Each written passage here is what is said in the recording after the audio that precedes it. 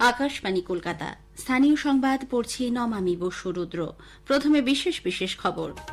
রাজ্যপালের অভিভাষণের ওপর জবাবি ভাষণে মুখ্যমন্ত্রী মমতা ব্যানার্জি আজ বিরোধীদের আনা সব অভিযোগ নস্যাৎ করেছেন। রাজ্যপালের ভাষণের সঙ্গে বাস্তবের কোনো মিল নেই বলে বিজেপি দাবি করেছে। মহাকুম্ভকে কেন্দ্র করে পদপিষ্ট হয়ে একাধিক পুণ্যার্থীর প্রাণহানির ঘটনায় মুখ্যমন্ত্রী বলেছেন, এই মহাকুম্ভ মৃত্যুকুম্ভে পরিণত হয়েছে। এদিকে মুখ্যমন্ত্রী বিধানসভায় মহাকুম্ভকে অসম্মান করেছেন বলে বিরোধী দলনেতার অভিযোগ। রাজ্য বিধানসভায় তৃণমূল কংগ্রেসের পক্ষ থেকে বিরোধী দলনেতার বিরুদ্ধে স্বাধিকার ভঙ্গের প্রস্তাব আনা হয়েছে। কলকাতার বড়তলা থানা এলাকায় 7 মাসের এক শিশুর ধর্ষণকে বিরলের মধ্যে বিরলতম আখ্যা দিয়ে আদালত আজ দোষী সাব্যস্ত রাজীব ঘোষকে মৃত্যুদণ্ডের আদেশ দিয়েছে। নিয়োগ দুর্নীতি মামলায় কলকাতা হাইকোর্ট সুজয় কৃষ্ণ ভদ্রকে অন্তর্বর্তী জামিন দিয়েছে। বজ্রগর্ভ মেঘের সঞ্চারের ফলে দক্ষিণবঙ্গে আগামীকাল থেকে বজ্রবিদ্যুৎ সহ ঝড় বৃষ্টির পূর্বাভাস দিয়েছে আবহাওয়া দপ্তর। আসছে বিস্তারিত খবরে। বাজেট অধিবেশনের সূচনায় রাজ্যপালের অভিভাষণের ওপর দুদিনের আলোচনা শেষে আজ জবাবি ভাষণ দেন মুখ্যমন্ত্রী মমতা ব্যানার্জি। পূর্ব ঘোষণা মতো মুখ্যমন্ত্রীর ভাষণ বয়কট করে বিধানসভার বাইরে বিক্ষোভ কর্মসূচি পালন করে প্রধান বিরোধী দল বিজেপি। তাদের অনুপস্থিতিতে মুখ্যমন্ত্রী উন্নয়ন প্রসঙ্গে তোলা বিভিন্ন অভিযোগের জবাব দিয়ে পাল্টা পরিসংখ্যান পেশ করেন। একটি প্রতিবেদন। বিপুল ঋণের বোঝা সামলেও রাজ্য সরকার উন্নয়নের পথে এগিয়ে যেতে বদ্ধপরিকর বলে জানালেন মুখ্যমন্ত্রী মমতা ব্যানার্জি। বিধানসভায় রাজ্যপালের ভাষণের উপর চলা দুদিনের বিতর্কের শেষে জবাবি ভাষণে বিভিন্ন ক্ষেত্রে রাজ্যের উন্নয়নের বিস্তারিত খতিয়ান তুলে ধরলেন তিনি।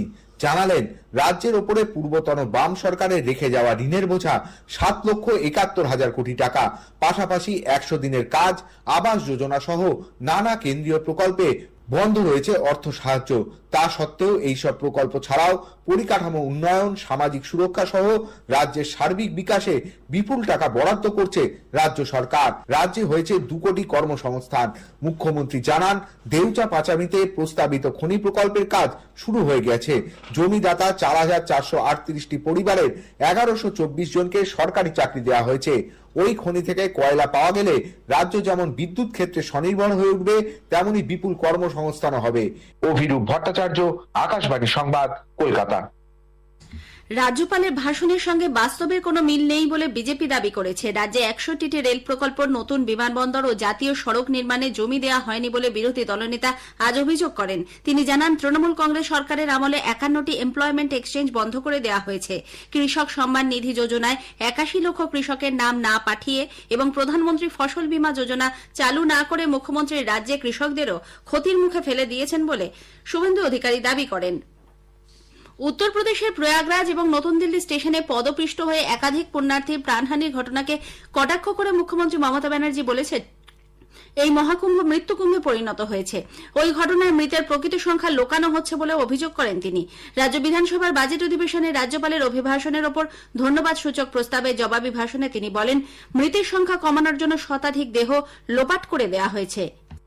মহাকুম্ভ আমি নাইবা বললাম, ওটা এখন মৃত্যুকুম্ভ হয়ে গেছে। মৃত্যুকূপের মতো আমি মহাকুম্ভকে সম্মান করি, আমি শ্রদ্ধা জানাই, পবিত্র গঙ্গা মাকে আমি সম্মান করি। কিন্তু প্ল্যানিং না করে এত হাইপ তুলে এত লোকের মৃত্যু বললেন 30 জন, কথাটা কি সঠিক? বড় লোক আর ভিআইপিদের জন্য লক্ষ টাকার ক্যাম্প, আর গরিব লোকেদের, সাধারণ লোকেদের জন্য লাইনে দাঁড়ান 15 ঘন্টা 20 ঘন্টা দাঁড়িয়ে, যদি একটা মাদুরেও বসে 2000 টাকা।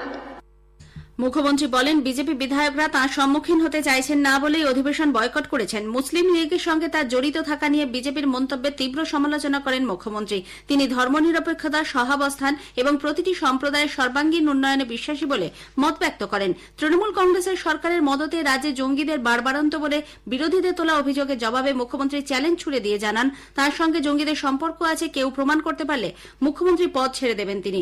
বিরোধী দলনেতার এ ধরনের মন্তব্যের বিষয়ে তিনি প্রধানমন্ত্রীকে চিঠিও লিখবেন। মুখ্যমন্ত্রী বলেন, বাংলাদেশে অস্থিরতা সত্ত্বেও তার সরকার এ রাজ্যে শান্তি ও সুস্থিতি বজায় রাখতে সক্ষম হয়েছে। এদিকে মুখ্যমন্ত্রী মমতা ব্যানার্জি বিধানসভায় মহাকুম্ভকে অসম্মান করেছেন বলে বিরোধী দলনেতা শুভেন্দু অধিকারীর অভিযোগ। গতকাল সাসপেন্ড হওয়ার পর আজ বিধানসভার বাইরে ধর্ণা মঞ্চ থেকে শুভেন্দু বলেন, মুখ্যমন্ত্রী আজ তার বক্তব্যে মহাকুম্ভকে মৃত্যুকুম্ভ বলে উল্লেখ করেছেন, যা হিন্দু ধর্মাবলম্বীদের আস্থায় আঘাত হেনেছে। গোটা ভারতের ইংল্যান্ডের কাছে আবেদন করছে, উনি আগে মহাকুম্ভকে মৃত্যুকুম্ভ বলেছেন। প্রত্যাহার করুন, ক্ষমা চান। আপনি মহাকুম্ভকে মৃত্যুকুম্ভ বলতে পারেন না। 40 কোটি হিন্দু পুণ্যার্থী স্নান করেছে এবং 100 কোটির বেশি হিন্দু রাস্তায় আঘাত দিয়েছে। আমি সমস্ত संत समाज, मैं पश्चिम बंगाल विधानसभा की नेता प्रतिपक्ष की नाते अपील कर रहा हूं, हिंदू समाज, संत समाज जोरदार विरोध करे।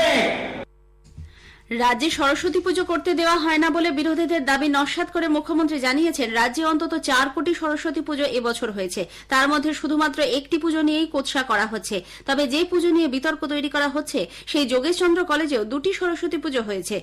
মুখ্যমন্ত্রী বিধানসভায় জানান, যোগেশচন্দ্র কলেজ এবং যোগেশচন্দ্র আইন কলেজে জায়গার সমস্যার জন্য পুজোর অনুমতি দেওয়া হচ্ছিল না।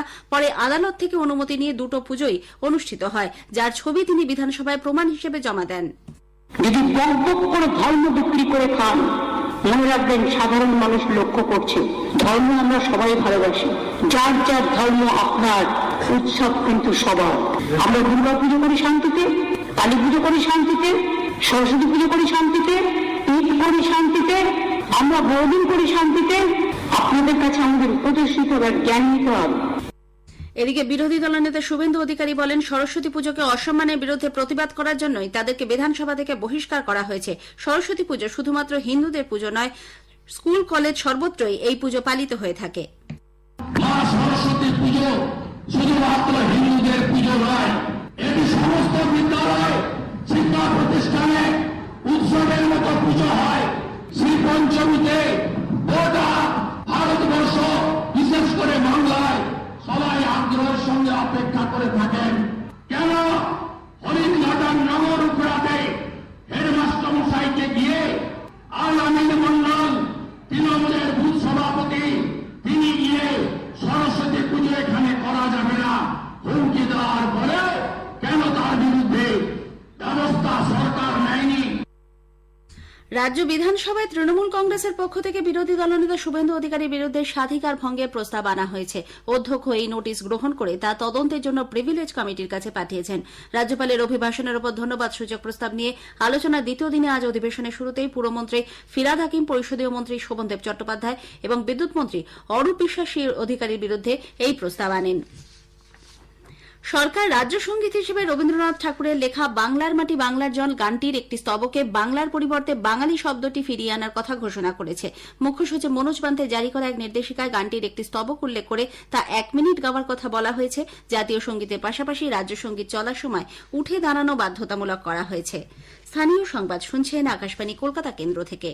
কলকাতার বড়তলা থানা এলাকায় 7 মাসের এক শিশুকে ধর্ষণের ঘটনায় ব্যাংকশাল কোর্ট আজ দোষী সাব্যস্ত রাজীব ঘোষকে মৃত্যুদণ্ডের আদেশ দিয়েছে।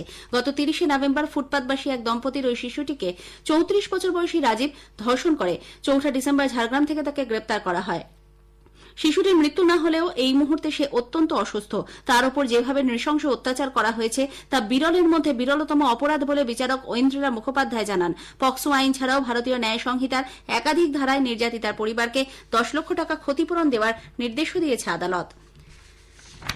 নিয়োগ দুর্নীতি মামলায় কলকাতা হাইকোর্ট সুজয় কৃষ্ণ ভদ্রকে অন্তর্বর্তী জামিন দিয়েছে। বিচারপতি অরিজিৎ বন্দ্যোপাধ্যায় এবং বিচারপতি অপূর্ব সিংহ রায়ের ডিভিশন বেঞ্চ আজ জানিয়েছে, 2টি বেসরকারি হাসপাতালে মেডিকেল রিপোর্ট অনুযায়ী অভিযুক্তের অ্যাঞ্জিওপ্লাস্টি করা প্রয়োজন।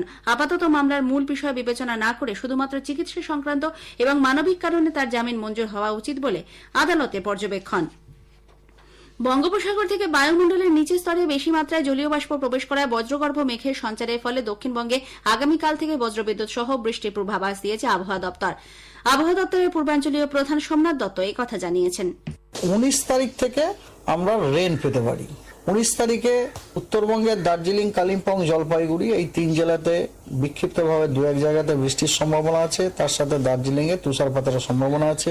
আর দক্ষিণবঙ্গের সব জেলাগুলিতেই হালকা বৃষ্টিপাতের সম্ভাবনা আছে। তার সাথে আপনার থান্ডারস্টর্ম হওয়ার সম্ভাবনা আছে।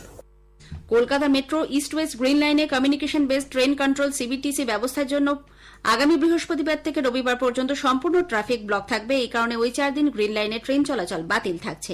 শেষ করার আগে স্থানীয় সংবাদের বিশেষ কিছু অংশ আরও একবার। রাজ্যপালের অভিভাষণের ওপর জবাবি ভাষণে মুখ্যমন্ত্রী বিরোধীদের আনা সব অভিযোগ নস্যাৎ করেছেন।